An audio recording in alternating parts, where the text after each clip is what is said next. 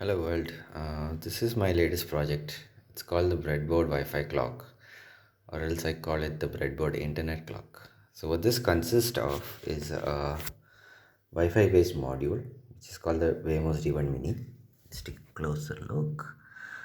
It is a Wi-Fi module, and I have installed it with firmware, which can sync time from the internet, and it basically displays the time on this 4 segment display. There's a reason why this is off at the moment, which I'll get to in a moment, just later. So, what I've used here for this project is like these 3 breadboards. Each of the breadboards usually come with two-side tape at the back. So that is mounted onto a piece of cardboard, which is again mounted onto the wall using two-side tape. So it turns out that this project is costlier than the normal desk clock that some varieties of desk clock that you find on the market.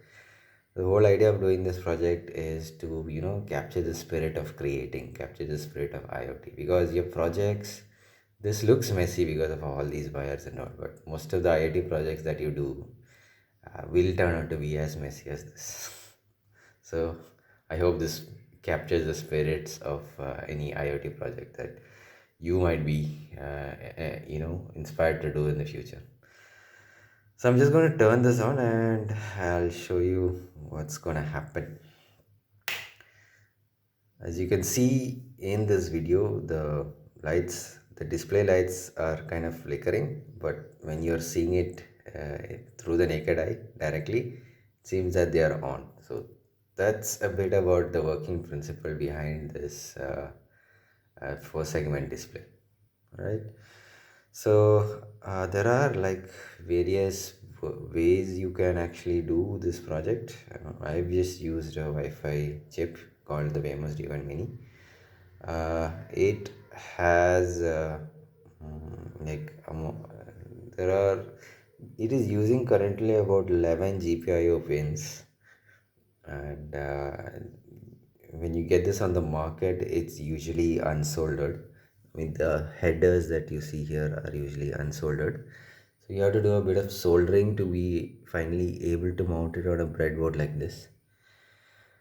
Okay, so there is also another alternative to that. You can use this. This is a pre-soldered Node MCU chip. The only difference between this and the Wemos D1 Mini is the onboard chip this year. Although it looks similar, I think these family of chips are called the ESP8266 family of chips. I think this one has some chip called the ESP12S, and this one has something called the ESP12C. Although it looks like it has a lot of these headers, it doesn't have enough pins to operate this display. You need a total of I think 12 pins to operate this display. However, I managed it with 11, and you can actually find that it's quite deficient. There is no hours to minutes separator here. There's usually a decimal point for each of these displays, I mean digits. There is no hour minute separation there, and we cannot do. So I plan to do a future project using this. Maybe not making it wall mount, just on a simple breadboard like this. Okay. So there is a tutorial which I've actually linked to below, which kind of explains how this project works. So do check it out and start creating. Have a good day. Bye.